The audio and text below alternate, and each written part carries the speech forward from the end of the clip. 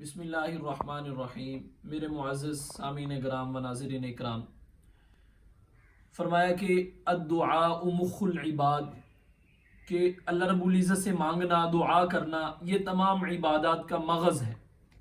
مغز کا درجہ دیا اس کو، جیسے ایک انسانی جسم کے اندر اگر مغز خراب ہو جائے یا مغز نہ ہو تو سارا کا سارا جسم ہی جو ہے خراب ہو جاتا ہے، بیکار ہو جاتا ہے۔ اسی طرح فرمایا کہ دعا مخ العباد، تمام عبادتوں میں دعا کا جو درجہ ہے وہ مغز کا درجہ ہے۔ تو اس لیے میرے محترم بھائیو اور دوستو، ہمیں اللہ رب العزت سے مانگنا چاہیے۔ اللہ ہی تو ایسی ذات ہے جو مانگنے سے خوش ہوتے ہیں۔ لوگوں سے مانگا جائے تو لوگ ایک دفعہ دے کے، دو دفعہ دے کے، تیسری دفعہ ناراض ہوتے ہیں، لیکن اللہ رب العزت سے نہ مانگے تو اللہ رب العزت ناراض ہوتے ہیں۔ اللہ سے بندہ مانگتا رہے تو اللہ رب العزت خوش ہوتے رہتے ہیں۔ آج میں ایک آپ کو وظیفہ بتاتا ہوں جس سے دعائیں بہت ہی جلد قبول ہو جاتی ہیں۔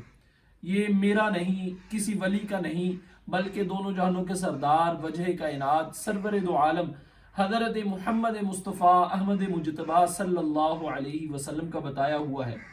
حضرت ام سلیم رضی اللہ تعالی عنہ یہ فرماتی ہیں کہ میں نے آپ صلی اللہ علیہ وسلم سے عرض کیا کہ آپ مجھے کچھ ایسے الفاظ بتا دیجئے جن کے ذریعے سے میں اللہ رب العزت سے دعا مانگا کروں۔